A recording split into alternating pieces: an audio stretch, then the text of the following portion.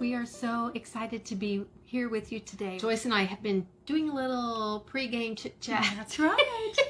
And strategizing. Yes, and God has been so at work in her life, and I cannot wait for you to hear. So this is my friend Joyce Hartrick. Hello. And Joyce and I have casually known one another for some time, but we got to spend a couple hours, well, actually more than that. Yeah. Several hours together going to and from a wedding that was in Indiana. And that's when I really got to know her as a person, and she is fabulous. And you're going to be so blessed, thank you, by hearing her story. So Joyce, just introduce yourself. Tell us a little bit about your family and what you do. And I am 48 years old, and I work at St. Thomas as a teacher's aide, and I have two beautiful children. Megan is 16. She's a junior in high school, and John is 10, and he's a fifth grader.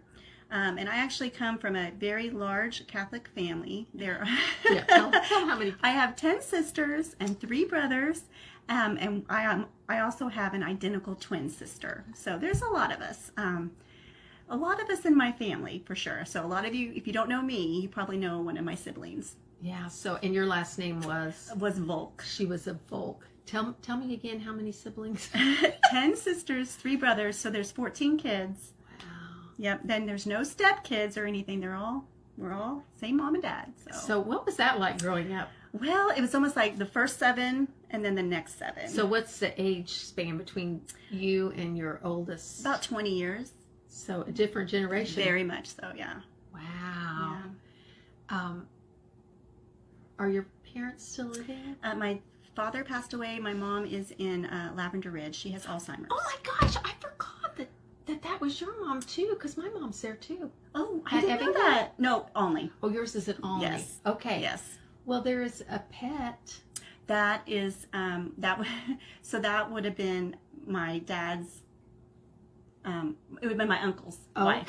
Okay. So same last name. Yes. So. Oh, interesting. Yes. Okay, so we have that in common too. Yes. Dealing with that. That would be worth a conversation all on its own. Oh yes, yeah. I think we might be toward the end actually, but it's a blessing for sure. Wednesday night at church, I'll just share the sidebar and then we'll get in on the story. We're doing a study on Wednesday night on The Chosen, and I know you watched it, so love The Chosen. It's going to be good. It was the first thing, and Kevin asked us, "What are you afraid of?" And some people said they were afraid of dying. Mm-hmm. Some people said they weren't really afraid of dying, but they were afraid of how they are going to die. Gotcha. And Brad, he didn't say this in class, but he told me on the way home, he won't care if I told you, that he's afraid he won't die. Oh, man. And I said, what do you mean? And he said, well, with dementia or something. Oh. You know. That is kind of a deep It was think very, about. yeah. Aww. I'm not sure. I'm glad he told me that. Yeah. Ooh. But I don't know if this is a comfort to you, but I just have to remind myself constantly that Jesus says he will never leave us or forsake us. And my prayer is that when we get to heaven, we're going to learn that he was ministering to our family members with dementia in ways that we could not even imagine. That's my prayer too. That's beautiful. So, yeah, because he's such a good God. Yes. He's and he so loves good. Each and every one of us. So He does. It's awesome. Okay, so let's start off let's see. You told us about your kids, 2 kids. Mm-hmm. Another big part of your story is that you were widowed quite young, so you might tell that. We're going to talk about that some more later, but okay. It was about 9.5 years ago.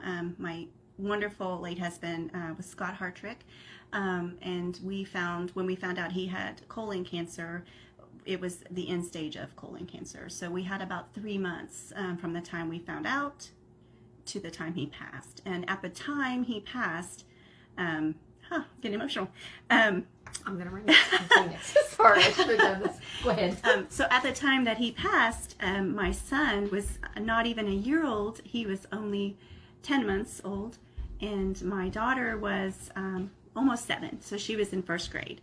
So that I was married for 10 years, and I've been widowed for almost 10 years. So it's I can talk about it, but sometimes I still get emotional. Of course, Yeah. of course. So how old were you when he? I was 39. 39. Mm-hmm. So quite young. Mm-hmm. So that's why we call this interview. I never thought, I can't remember what we called it, but this would happen. That this would happen or something, whatever we called it. it. Because your life has been. Oh, it's not what I planned it to be, because, my plan is just the best. We think we know what is best for us, I guess is what I'm trying to say. So you've had heartache, but you also have had lots of joys. Lots of joys. So we'll talk about both of those. So let's start off with just some of your favorites. Okay. What's your favorite morning drink? Oh, coffee. And I drink black coffee. I used to put lots of creamer in it. Now I just drink flavored coffee. Flavored coffee. Mm-hmm. What's your favorite TV show? The Chosen. The Chosen. Tell us why about The Chosen. She's the reason that Brad and I watched The Chosen, because we watched the first episode and we were like, okay, we should watch this, but we don't want to. And then you talked about Bill it. And Karen said the same thing. I loved it because it brought Jesus and the disciples to life for me. It made what I was reading in Scripture more alive, and my kids love it. My daughter loves it. My son, he's only 10, but my daughter just absolutely loves it. And we'll, if we want something to watch, let's watch episode 2, season 2. I mean, she knows every episode. Wow. That means so much to me. Yeah, so. That's awesome. Tell them what you told me about Megan. Oh, she's in the FCA, and she decided to start another little side branch of that club, and she called it Bible Basics, where she just teaches students how to begin reading their Bible. And there were Bibles that were donated to the school, and she gets up there and she enjoys it, and she's confident, and she's only 16. It just blows my mind what God is doing through her. And you said she gets up 30 minutes. Oh, yeah. She always gets up early in the morning. She gets up about 30 minutes before she needs to, so she can have her quiet time with Jesus. That's awesome. So, a lot of you have been reading through the Bible and the Bible recap, doing that together. And doesn't it just make you excited to think that there is a teenager who's falling in love with God's Word? That's going to impact her own life in so many ways. Yes. And the impact she's going to have, and already is on others, is just awesome. She's just a blessing. I'm amazed at her, and my son too. I mean, he's a boy and he's only 10. So, but at 16, I don't think I was close to that spiritual maturity that she's at. So the things that she's experienced in her life have taught her that life is short. Life is short. Yeah, that's awesome. One more favorite. What's your favorite thing to do on a Friday night? Currently, it's to go to the home games, because John loves it. And when we were at the last home game, he put his arm around me and he goes, "Mom, I just love watching football with you." Oh my gosh, tears. So it was awesome. But if the games aren't going on, we like to have movie night. So that's what we do at our house. That's great. That's great. Okay, let's get started. Okay. So, would you tell us a little bit about your faith journey? Okay. So growing up in the Catholic family, we went to Mass every Sunday. We did Bible school in the summer. We did everything, observed all the holy days of obligation, confession and all that. I always knew Jesus, and I love Jesus, but to be honest, don't feel I had a relationship with Jesus during those years. Mm-hmm. It was more like an obligation, like this is what we do. This is our family obligation. And I hate to say that, but that's kind of how it was. Is it called are they called days of obligation? Holy days of obligation, yeah. Okay. That it's a holy day you need to go to church. And we are obligated to, absolutely. After everything he's done for us. I think I knew him, but I didn't fully understand him. And so our relationship was just on Sundays, So many people can relate to that. Yeah. Maybe just that hour at Sunday even, like not the whole. And then when I was 19, so shortly after we graduated, I lost a very close friend of mine to suicide. Oh. And it rocked my spiritual world. Like, I started doubting things. Instead of like embracing going to Jesus, I kind of turned my back. I was angry. I didn't understand. And because I didn't really have a relationship with him, I didn't run to him. So for a while, I had my back turned. I have to be honest. And it did not take me long before I realized that my life was really meaningless. What I was doing, you know, the friends I was associating with, it wasn't, there was no meaning. Fly. And so I made the decision to come back. And it kind of slowly evolved from that. I started talking to more people, asking questions, reading my Bible more, so that that's when things started happening for me. Like, I started praying more. I found my husband. We ended up getting married and started having kids. So was he in your class? No, high school class? No, he was 4 years older than me, okay. So I didn't know him. And I have the story of how we met. It's kind of cute. I'll have to tell you that. But so then I think it was 2009 when my brother passed. Instead of turning my back on Jesus, I ran to him. Mm-hmm. That's the difference. Got me through that. And I think for me, I hate that this is true, but for me, I feel the closest to God at my lowest points. When things are going well, it's not that I forget, but I don't pray as much. I guess I'm just enjoying the highs. If you can relate to that, say something in the comments, because, yeah. I mean, have you heard of the book, Hind's Feet in High Places? No. It's an allegory. Okay. But it's about this girl who's going to wherever she's going. Okay. It's heaven. Okay. But her journey is full of ups and downs and ups and downs and ups and downs, and she climbs over these rocks and gets to here. I mean, it's a beautiful story, and it's just our life. Yes. Because if it was all sunshine and rainbows, then you wouldn't appreciate. But I don't want to be a fair weather friend and be like, oh, Jesus is my friend when things are great. Right. Or I only think of you when things are not great. So I need to balance that a little. And of course, he knows. Yeah, and maybe I'm just, I never forget to thank him. I mean, for everything, even when things are down. But I feel him more when I'm in the valley. Mm-hmm. So basically then, when my husband got ill, I was so close to Jesus. I could hear him. Wow.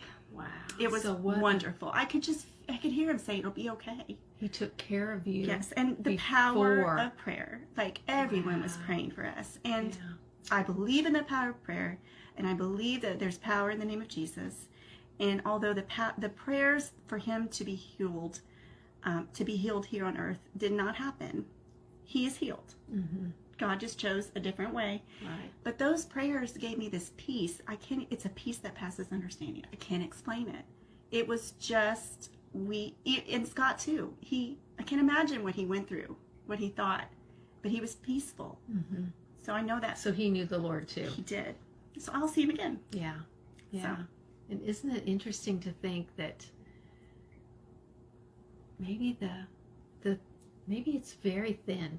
The wall's very thin between here and there. I don't know, but I think so. It's all going to be, will be well. All will be well. And there's nothing to worry about. And honestly, when I said I feel the closest to him when I'm down, that's when I write the most songs. And those are the songs that I get feedback, oh, that really helped me. So he's using me to help others. Somebody told me this week, not just to me, it was in a group setting, but they said nobody needs your strength. No. What they need is your broken places that he has healed. Yeah, absolutely. And the strength I need comes from Jesus. That's all I need. But to hear other people, I hope this helps somebody. If it helps one person, it will. You know. So tell us about your songwriting. Oh yeah. Well, how did that all happen? I've been writing since high school. I won my first songwriting contest in high school. I can't remember what grade I was in. So how'd that happen? I don't even know. It was like an English thing, and I was supposed to sing it at the Illinois State Fair. I won second place, yeah. And the first place winners were a band that got in an actual car. They got in a car accident like that week of, and so they canceled me and them. Like it was. Oh wow. Yeah, but it kind of got me going. Though I'm like, oh, I can write songs. So what was that song about? You know, it wasn't a Christian song. It was a love song. You know, I was a high school. You know, were you writing it to someone in particular? No. No. No, not at that time. So do you play the guitar? I play by ear. I play piano, which is my most comfortable of instruments to play. And is it by ear too? Yes. And then I have a violin, but I wouldn't say I play it well. I mean, I'm trying to play it by ear too. Oh, I play by ear. Oh my gosh. I mean, my kids are impressed, but I think I wouldn't do it in public. So are you playing it as a violin or as a fiddle? As a violin. Although I have tried to do Devil Went Down to Georgia, which is disaster. So that God put the music in you from the beginning. Yes. So were you in band and chorus and all that? No, I wasn't in any of that. I really wish I could have been in drama. I could have been in the musicals, but with a family of the size of ours, we just couldn't do stuff. And I'm sure by the time, I'm guessing, I'm not sure, by the time you came along, I can't imagine how tired your parents were. The 12th, 13th, and 14th. Yeah, I think that. Yeah. They were pretty tired. Wow. But yeah, so I enjoy it. And I'm not the only one in the family. My sister, Kathy. Hello, Kathy. She's also a great singer. And I think a lot of my sisters sing really well. I think I might be the only one that plays an instrument, but yeah. So do you play in church now? Not really. I used to a long time ago. When I went to Wendell, I would sing in the choir, and then when the choir would go down for communion, I would play. And I just remember I would have to close the music book because singing the notes would just make my brain I just wanted to play. So I would close the book. And you just played. And just played it. You just played from what so I Holy heard. Spirit spoke through your fingers. Pretty much. Wow. That makes me laugh because I played the piano at church. I haven't for several years now, but the last couple times I did, our minister, not Kevin, but a previous one, he would say, he just wanted me to play something background, and I'm like, twinkle, twinkle, little star, what? Just throw some chords in there. Yeah. Oh my goodness. Well, that's funny because somebody will say, play a such and such chord, and I'm like, you play it first, and then I'll mimic it because I don't know what you're talking about. That is amazing. So tell us where this songwriting's, how's that all playing out? Well, I actually can't remember what year. I got signed to a small record label in Oklahoma. I did not know any of this. This is so exciting. It was, the title of the album was called Fork in the Road, and it was not Christian. I guess it was more. It's like it had a country vibe to it, but it had some Christian songs and just some more secular songs. So when I was touring for that album, oh, wow. I did perform at the Cross in Effingham, and we had like over 3,500 people there. So that was my biggest. Oh my gosh! Gig. Wow. But I performed at like little events and things. And then I have a friend who lives in Florida, and his name is Craig. Craig, I hope you're watching. He is such a good piano player, and we collaborate a lot, and he challenged me, I think it was 3 years ago, to write a Christmas album. Did I ever give you that album? Yes, I've listened to it. It's really good. Thank you. And I'm like, how can I write 12 or 13 Christmas songs? Like, how? Like, there's no way. And it just, one after the other after the other. It was so, a lot of them are about like the shepherds or Mary and Joseph. They were very much inspired, like the Holy Spirit guided. So is that still available? That is. I still have some. So okay. If you have something to play a CD on, I don't know if most people do. So you don't have it uploaded to Spotify? No. We might switch that around to where we do. And I know we're working on my 6th album now. Oh my gosh. So that one I'll probably offer as either, CD. Or so how do you two collaborate? we it's all we FaceTime a lot, but he'll send me like the piano track. Like I tell him the melody, I tell him how to, and then he makes it so much better. And then I will record my voice to it, and then he combines everything together. Wow. So yeah, That's amazing. Yeah, he's awesome. Technology. I know. It's so much fun to work with him too. He's just a wonderful friend. So do you set out to, like, do you write a poem? Is that how it starts? Or that's how's a good it work? question. No one's ever asked me that before. I honestly, it's never the same. Sometimes I'll sit at the piano and I'll just start messing around and a melody comes and then I put words to it. Sometimes I'll be sitting somewhere and words come to my head and I write it out on a napkin and I find a melody for it later. Wow. Or sometimes somebody will say, write a song about such and such. So then I'll just sit around and think and do them both at the same time. Uh-huh. It just depends. Wow. So have you ever taken the Enneagram test? I don't think so.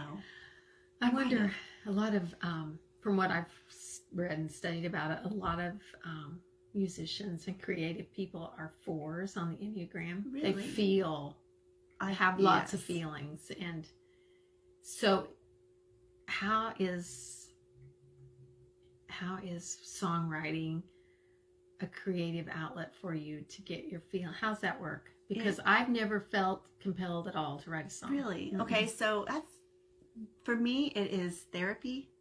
For me, it's like getting what I feel in my inside that's hurting out for a while anyway. And it also is my way of worshiping. So I don't pray. Sometimes when I don't feel like praying, I just play. Mm-hmm. And it might not have any words to it, but it's worship. Worship. It feels like worship. That's beautiful. That's beautiful. It's a wonderful gift. I'm so blessed to have it. And I'm not a wonderful musician, but I like what I can do. Uh-huh. I enjoy what I can do. So how much time? Oh my gosh, you should ask my children that. If I have 10 minutes before we're going to go somewhere, I'll be up in my room, I'll play my piano, I'll be right back. Mm-hmm. I mean, it's odd, but I'm working on a song and I've got to play it one more time. Mm-hmm. It's got to get it out of me. So my kids have just learned, and they know to not knock on the door because I could be recording. Mm-hmm. So wow, it's just so I've seen a music video mm-hmm.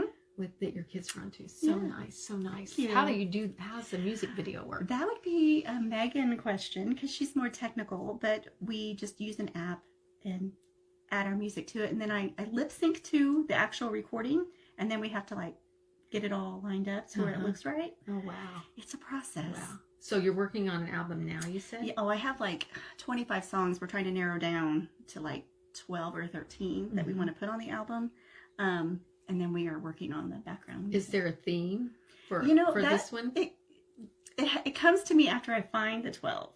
So I haven't really pinpointed the 12 yet, so I can't even, I can't go there yet. So interesting. Thank you for sharing that. Hey, no problem. Isn't it fun that God, he gave you that gift, and he gives all of us gifts. Every single one of us have a gift or more. Yeah. And we shouldn't.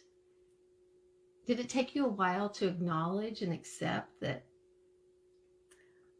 this is how he made me?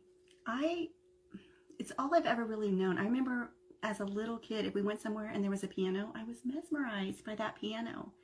And it just never, when people would play an instrument, I was mesmerized. So it just was such a young age that I realized I liked it, and I think that God he wants to use some of the hurt that I'm experiencing to help others through my music. Mm-hmm. I truly do. Mm-hmm. Yeah. That's awesome. So exciting. Well, keep us posted when it comes out and all that stuff. So you've been walking the widow's path for 10 years. Yeah, almost 10. I'm sure that's been, we talked about before we got on here about the fact that Joyce has been a single parent, not by choice. Right. And that it's not always easy. So where are you in your widow's journey? I, for a long time, had a hard time accepting it. Why? I kept asking why.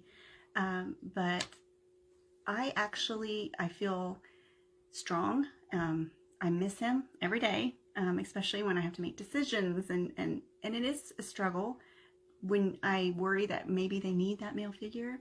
But then I take a step back and I think about all the people God has put in our lives. I was going to say, has God put people in your life to... Yes, neighbors, Bill and Karen Meinhardt, some of the sweetest people in this world. And isn't it fun to think that God moved them? Yes, they didn't know us. Yeah, they moved them from a different state here, and we were neighbors for I don't even know how many years, and we didn't even know them.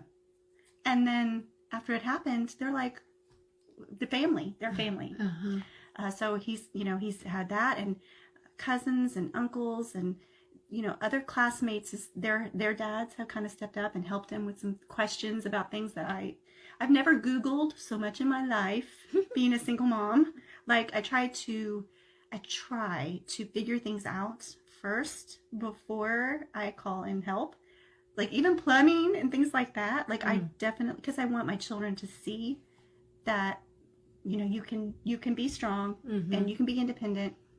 But if you need help, that's when you call for it. But I do try to, but I realized something that I'm stronger than I thought. Something my husband, I remember saying to me in the hospital, he said,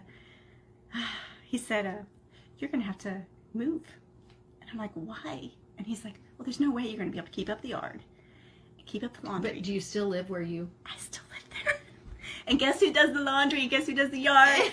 And I have kids now old enough to help me. So yeah, I'm braver than I thought, than I realized. And I'm smarter than I realized, I guess. And I don't like that I have to do all that, but I did it because I had to, and I had God showing me the way. So, yeah. And now look at you. Yeah, look at me. Now look at you. So what has God been teaching you lately? Oh my gosh. Okay, so this is okay, so first of all, can I tell you what the verse that I'm Yes, please. The verse that is speaking the most to me right now is from Exodus, and it's chapter 14, verse 14, and it's very simple. The Lord will fight for you. You need only be still. I have trouble being still. I think, well, I've got this to do, and I can't let this person down, and then my prayer life suffers, my spiritual life suffers. So this summer there was a big spiritual awakening for me, and there was a big trial for me. So it's been 10 years since 9.5 since my husband passed, and for the last year or so I started feeling this urge or this desire to maybe be ready to have someone in my life and in my children's life. And earlier in the summer, someone did approach me, and for the first time in 9.5 years, I actually had feelings for someone, and it was overwhelming because so long since that had happened, since I allowed that to happen. But I'm ashamed to say it, I never consulted with Jesus. I never said, Lord, is this the path that you want me on? Is this the person that you want me to meet? Instead, I said to myself, oh, I have this urge, this desire to find someone. God is telling me to do this. This is the guy. Didn't even... So you kind of thought he was an answer to a prayer you didn't pray. Yeah, but exactly. And I didn't even ask God, is this something you want for me? Oh my gosh. Yeah. Because, anybody relate to that? And I think the problem for me was all those emotions were so overwhelming. I was thinking with my emotions and not truly with my heart. I just wanted to feel again the way I did, I guess, when I was married. And I didn't realize I needed that or wanted that. And it ended up, this person was not a dishonest person, very dishonest person, not a godly man. And I want a godly man. Luckily, we never went out. My children were never introduced. So you never even went out? No, it was just a lot of talking, but my heart was invested. I thought this is, so I was crushed, but it was more because I thought I knew my path, but I didn't actually ask was this my path? And that's when the devil came in and whispered in my ear and said, you will never find someone like your husband. There's no one out there for you. You might as well just stay at home and not leave. And that's what I did. For several weeks, months. My children didn't need to see that. And I did my best to look happy, but I was just believing those lies. So you were kind of a prisoner at home. I was. I kind of was like, I was in the pit. And my daughter celebrated her 16th birthday, my son, his 10th. I had these big parties for him, but my heart was just in pieces. So I did my best. I did what I had to, but then I was just pretty much in the pit.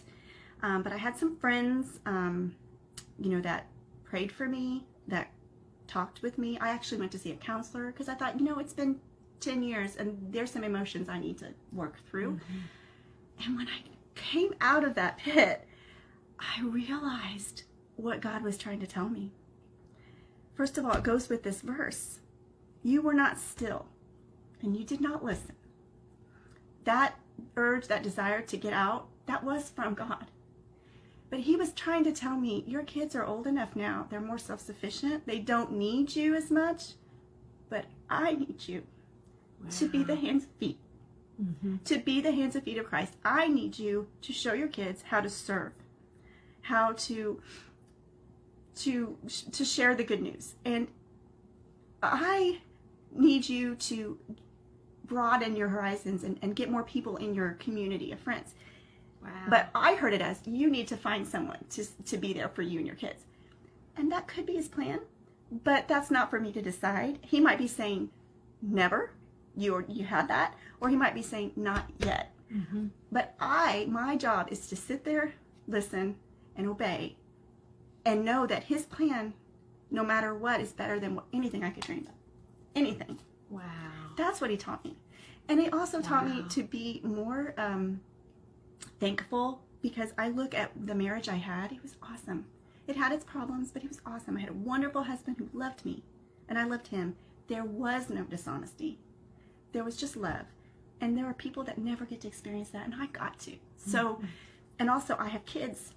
I have the extraordinary job of being a mom to 2 awesome kids. Some people don't have that. Mm-hmm. So I have to just, instead of focusing on the one thing that I want, be happy about all the blessings he's given me. Right. Wow. And what you just said is applicable to so many situations, because most people have something that they thought their life was going to be this way, and it's something different. And this is an epiphany that just happened for me. I can't hardly even say it without this emotion, because I'm like, So the lesson didn't come at 10:30 the night after you realized that he was possibly a creep. And also he said, I could hear him say, if you would have sat still and listened, you would have avoided that. But this was something that, the beauty that came out of that, it taught me what he really wants me to do and how I'm supposed to listen. So how are you walking that out? Well, the kids and I are doing some volunteer work, and we're trying to serve more.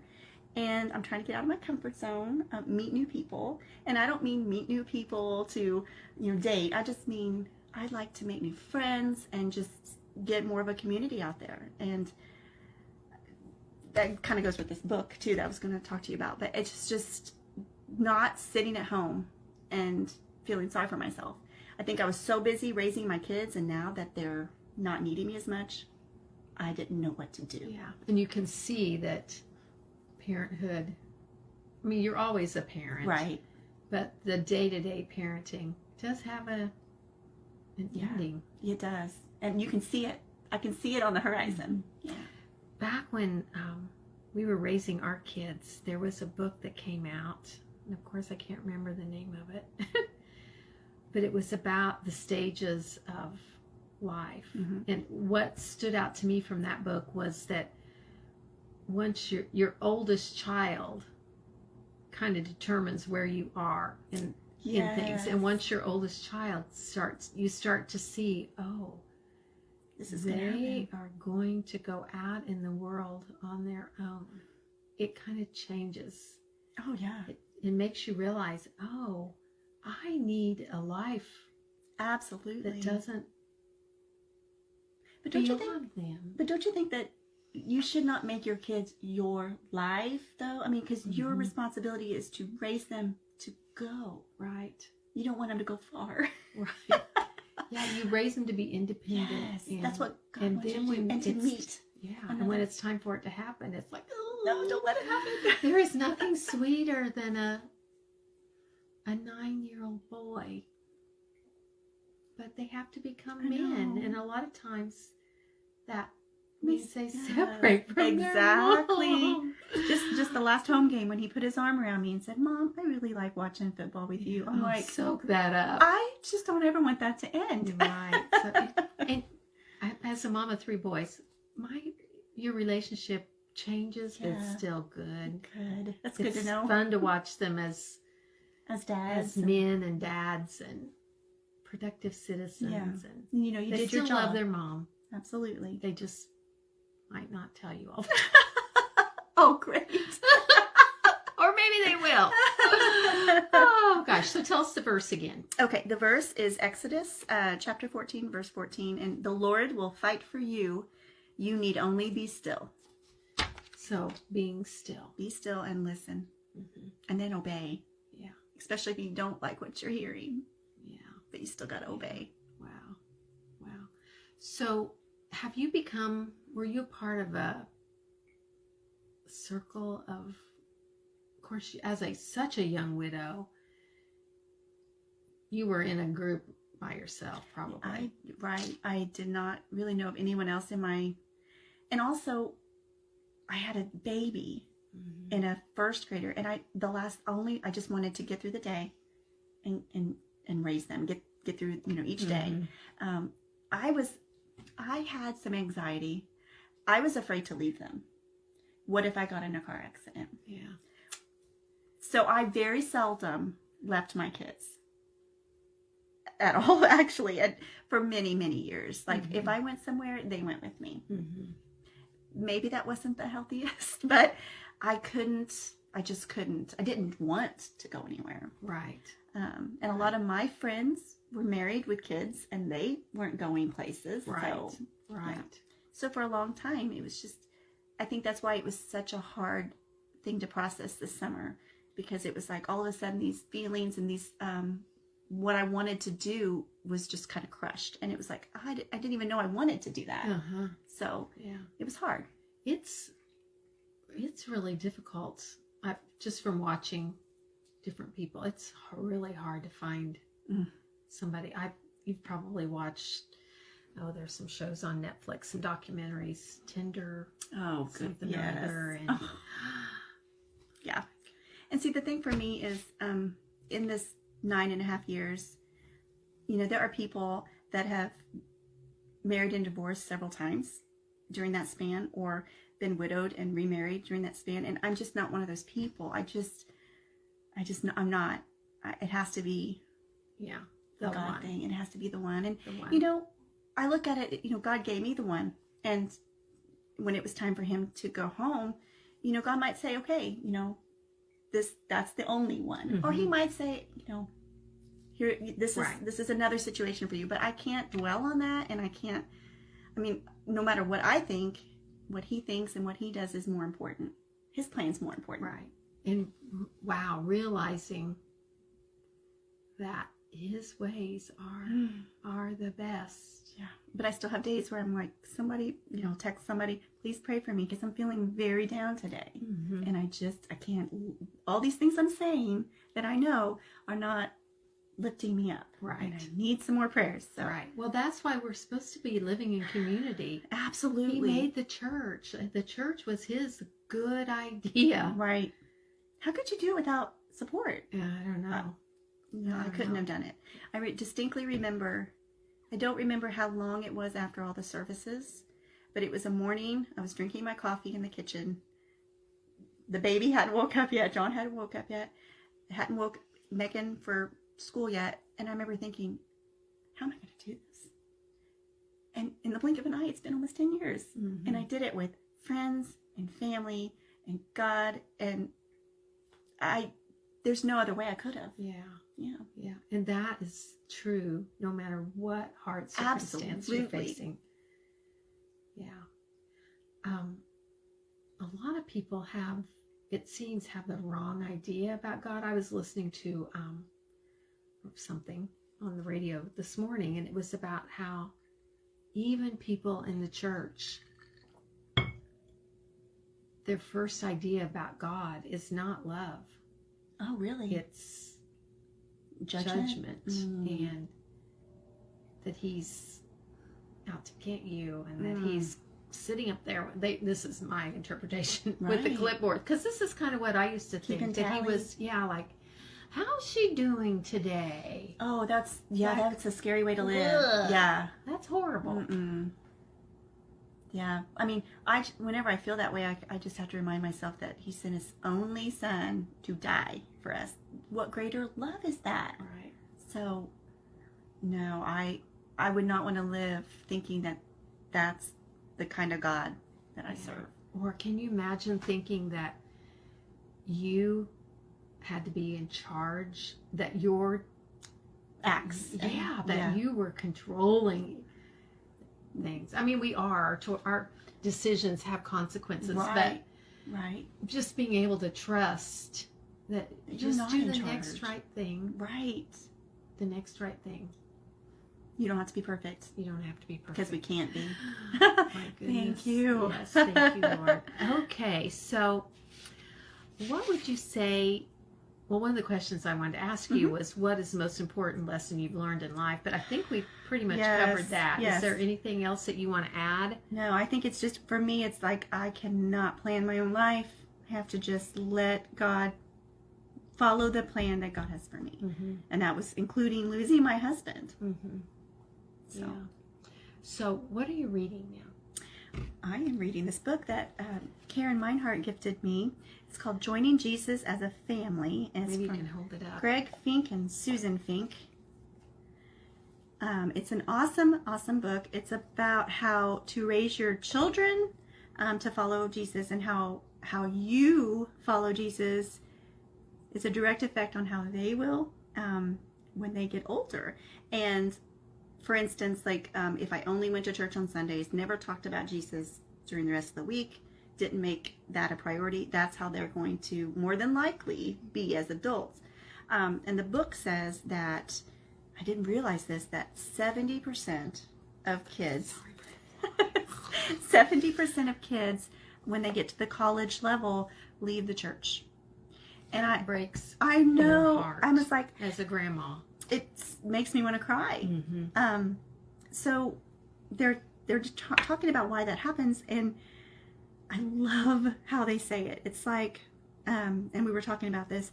They went on a trip, the author and their daughter, and the daughter wanted to do this white water rafting, and the parents did not want to, so they let her go. And while they were waiting for her to come back, they were reading the brochure, and it sounded awesome. It sounded exciting.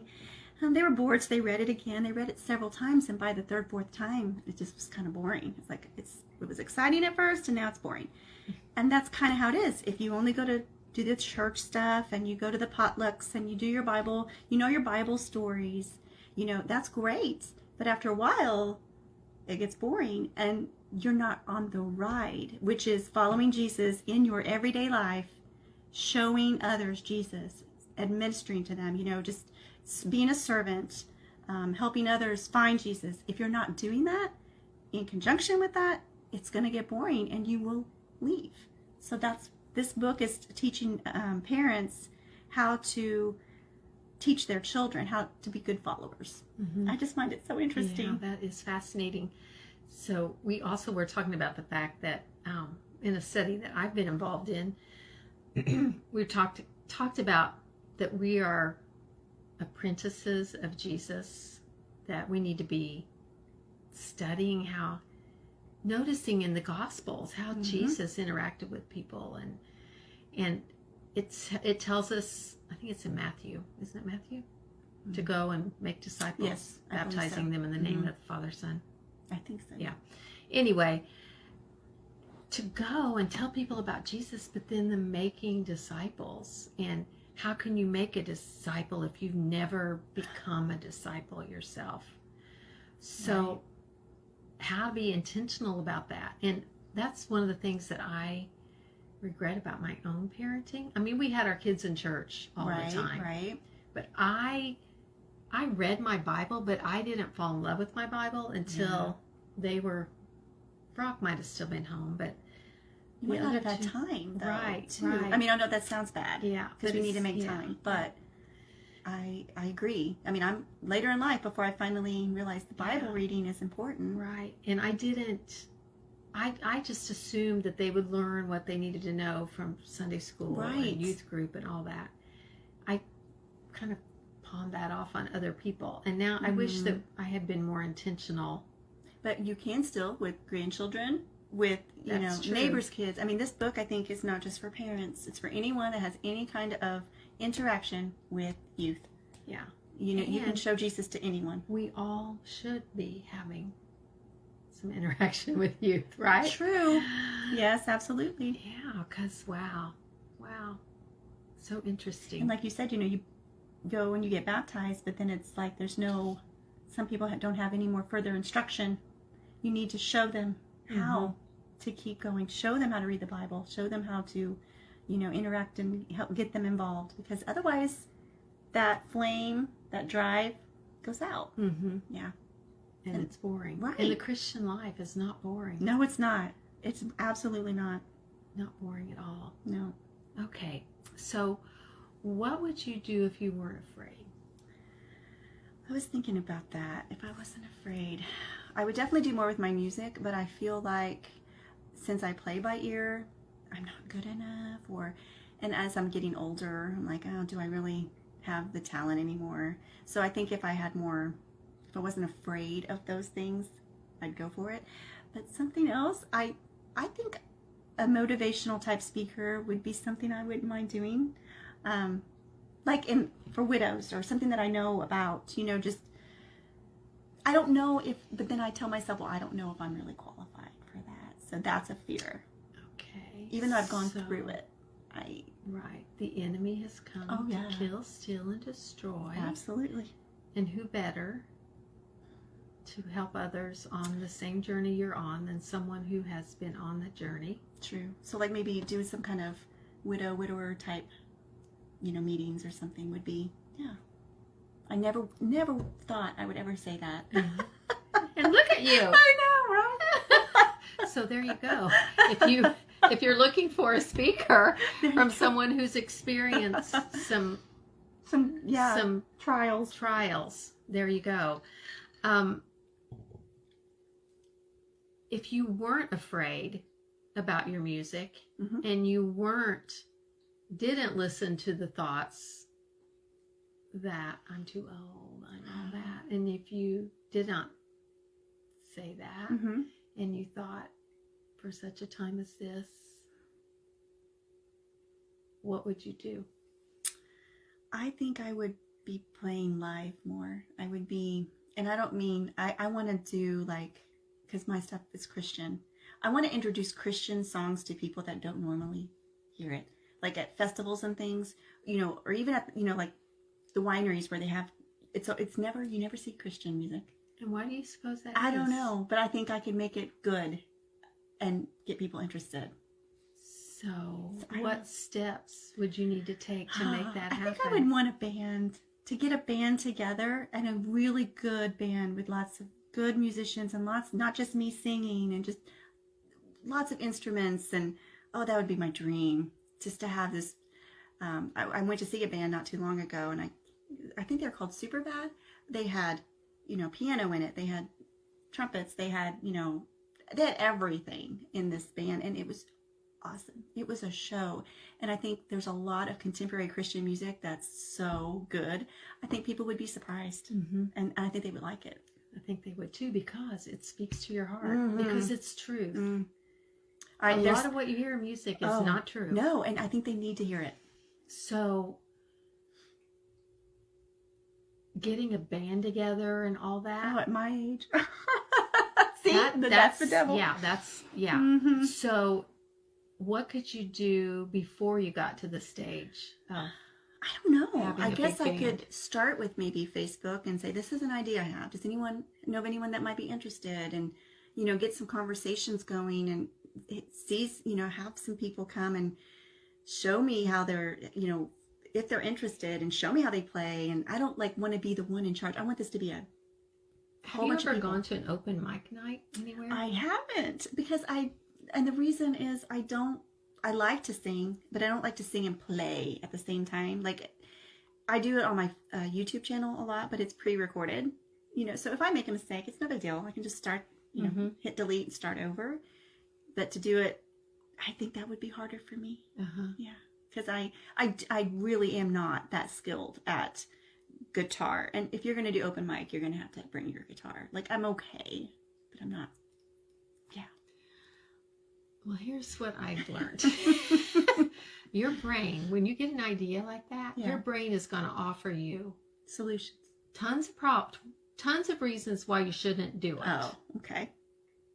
Which is that the devil or my brain? Should be considered. But then you have to filter it through, if this is what God is leading you to do. Maybe you don't have to be. True. I think it would be so interesting to talk to somebody who's a professional musician to see if they feel like they're technically a superstar musician. I don't know. I'm just throwing this out there.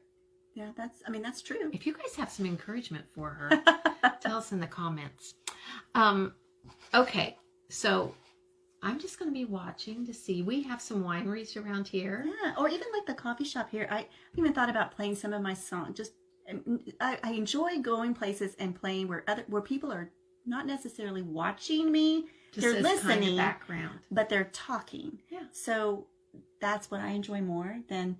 Now, if I had a band and we practiced and we sounded great, it's a show. You need to come and watch us. But if I'm just going to be the background music, I enjoy that as well. Like, that's you could do just that, me just by you. myself. I can probably do that. Well, I bet there are opportunities that are out there. Okay, we've probably gone on. Okay.